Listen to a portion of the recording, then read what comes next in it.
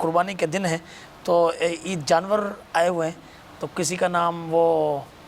Hunter رکھ رہے ہیں، کسی کا نام بمپر رکھ رہے ہیں، کسی کا نام پتہ نہیں کیا رکھ رہے ہیں، تو یہ جانوروں کے نام رکھ سکتے ہیں؟ جانوروں کے نام رکھنے کی تو اجازت ہے، جی یعنی اس میں تو حرج نہیں ہے، جی اور بلکہ یہ احادیث مبارکہ سے بھی ثابت ہے، جی یعنی نبی کریم صلی اللہ علیہ وآلہ وسلم کے پاس جو جانور تھے ان کے بھی نام تھے، اسی طرح صحابہ کرام کے پاس جو جانور تھے ان کے بھی نام ہوتے تھے، جی جیسے حضرت غالباً عدی رضی اللہ تعالی عنہ کے بارے میں روایت ہے کہ ان کے پاس 5 کتے تھے، تو 5 کے نام تھے باقاعدہ۔ اچھا اسی طرح جو ہے وہ حضرت ابو طلحہ رضی اللہ تعالی عنہ کا ایک گھوڑا تھا، بخاری شریف کی حدیث ہے، اس کا نام تھا باقاعدہ مندوب، یعنی یہ وہ گھوڑا تھا کہ ایک مرتبہ رات کے وقت اچانک ایک یعنی ایسا لگا کہ جیسے کچھ ہونے والا ہے، کچھ خوف کی فضا پیدا ہو گئی، تو لوگوں نے سمجھا کہ شاید حملہ ہو گیا مدینہ منورہ پہ، تو نبی کریم صلی اللہ علیہ وآلہ وسلم اپنے فوراً گئے حضرت ابو طلحہ کے پاس اور انہیں فرمایا کہ اپنا گھوڑا جو ہے وہ مجھے آپ دے دیں، یعنی میں دیکھ کے آتا ہوں کیا ہے۔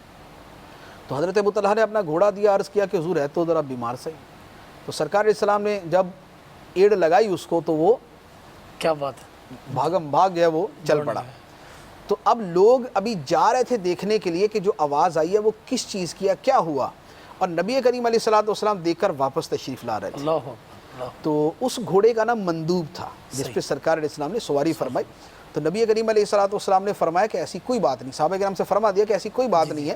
اور حضرت ابو طلحہ سے فرمایا کہ یہ تو سمندر کی طرح بھاگتا ہے، کیا بات ہے، ان وجدناہ لبحرا، اسے تو سمندر کی طرح پایا۔ تو یہ مندوب جو ہے یہ حدیث مبارک کے اندر موجود گھوڑے کا نام۔ اچھا اسی طرح نبی کریم صلی اللہ علیہ وآلہ وسلم کے جو آپ کی یعنی خدمت میں جو جانور تھے ان کے نام احادیث میں موجود ہیں،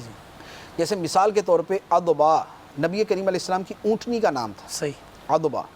اور اسی طرح قصوہ سرکار علیہ السلام کی اونٹنی کا نام تھا جس پر ہجرت کی رات سرکار تشریف لائے۔ اچھا اسی طرح نبی کریم علیہ السلام کا ایک خچر تھا، اس کا نام دلدل تھا۔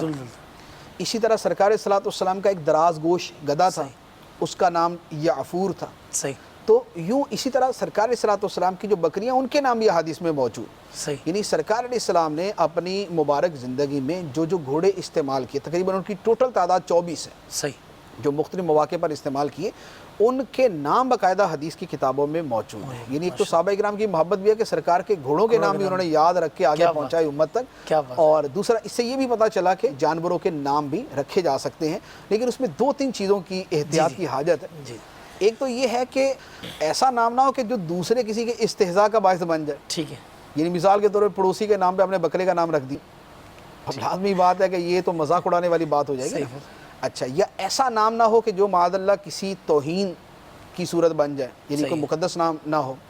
اچھا تیسرا یہ ہے کہ ایسا نام نہ ہو جو بیہودہ سا لگے،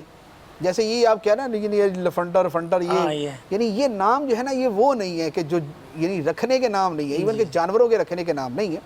تو باقی لیکن ہمارے ہاں ذرا عرف کم ہی ہے اس کے، تو ان چیزوں سے یعنی بچا جائے، کسی فرد معین کا استہزاء نہ ہو اور کوئی بالکل بیہودہ قسم کا نام نہ ہو یا استہزائیہ نام نہ ہو، تو ان چیزوں کا خیال کرتے ہوئے اگر کوئی رکھتا ہے نام تو ٹھیک ہے، اس کے اندر کوئی حرج نہیں۔